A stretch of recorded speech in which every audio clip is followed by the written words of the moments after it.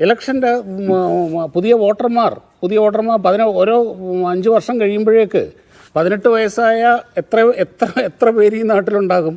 അവരൊക്കെ പുതിയ വോട്ടർമാരാവണ്ടേ? അവരൊക്കെ വോട്ട് ചെയ്യണ്ടേ? അതിനൊക്കെ ഇങ്ങനെ അങ്ങ് പേടിച്ചാലോ? പിന്നെ ഒരു കാര്യമുണ്ട്, ഇത് ഇവിടെ നടക്കുന്നത്, അതായത് ഇവരുടെ കൺമുമ്പിൽ ഇവർ ഇങ്ങനെ അവരുടെ നിസ്സഹായാവസ്ഥയാണ്. എനിക്ക് റെജിയുടെയും നിജേഷിൻ്റെയൊക്കെ ആ നിസ്സഹായാവസ്ഥ പറഞ്ഞ് ഞങ്ങളെ കൊണ്ടൊന്നും ചെയ്യാൻ പറ്റുന്നില്ല. BJP ഇവിടെ ഇങ്ങനെ ചേർത്തോണ്ടിരിക്കുകയാണ്.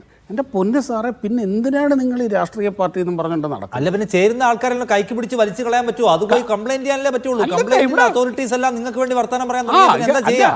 അങ്ങനെ ഈ കേരള മഹാരാജ്യത്ത് ഈ പിണറായി വിജയൻ ഭരിക്കുന്ന നാട്ടിൽ ഇത്രയും കാലം ഇങ്ങനെ എന്താണ് BJPയെ പടിക്ക് പുറത്ത് നിർത്തിയ മഹത്തായ കേരള ജനതയുള്ള നാട്ടിൽ BJP ഇത്ര ഭീകരമായ രീതിയിലുള്ള തിരിമറികൾ നടത്തുന്നു എന്ന് പറഞ്ഞാൽ പിന്നെ നിങ്ങൾക്ക് ഈ പണി നിർത്തി വേറെ പണിക്ക് പോകണം.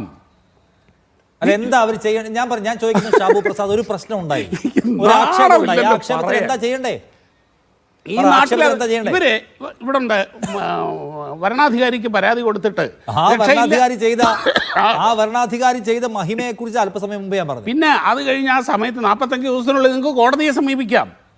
ആ കോടതിയെ സമീപിക്കുമ്പോൾ പറയും അത് സംഘിക്കോടതിയാണ്. ഇവിടെ ഇപ്പം റജി ലൂക്കോസ് പറഞ്ഞിരുന്നു, കേന്ദ്ര ഗവൺമെൻറ്റിന് അനുകൂലമായൊരു വിധി വന്നു കഴിഞ്ഞാൽ അത് സംഘിക്കോടതിയാണ്.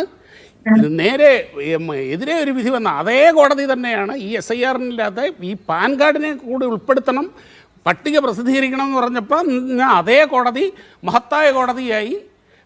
SIR വേണ്ട, SIR നടക്കട്ടെ എന്ന് പറഞ്ഞ അതേ കോടതി സംഘിക്കോടതിയായി. എന്തുവാ ഇതൊക്കെ?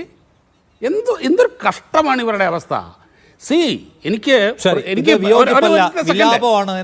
ഒറ്റ സെക്കൻഡ് എനിക്ക് വളരെ വിനയത്തോടെ പറയാനുള്ളത്, നിങ്ങൾ എന്തുകൊണ്ട് തോറ്റു എന്നുള്ളത് സത്യസന്ധമായി വിലയിരുത്തി ആ തെറ്റുകൾ തിരുത്തി നിങ്ങൾ ചെല്ലൂ. ഇത് നിങ്ങൾ ഒരു എലക്ഷൻ സ്റ്റണ്ടായിട്ട് മാത്രമാണ് പറയുന്നതെങ്കിൽ ഓക്കെ, അല്ല, ഇത് നിങ്ങൾ പൂർണ്ണമായിട്ട് വിശ്വാസത്തിൽ ഉറച്ച് വിശ്വസിച്ചുകൊണ്ടാണ് നിങ്ങൾ ഈ ആരോപണങ്ങളൊക്കെ പറയുന്നത് എങ്കിൽ നിങ്ങളുടെ സർവനാശമാണ് വരാൻ പോകുന്നത്. ഞാൻ വരാം. അതിൻ്റെ മറുപടിയിലേക്ക് വരാം. അവരുടെ വേള വേഗം തിരിച്ചു വരാം ഈ ചർച്ചയിൽ.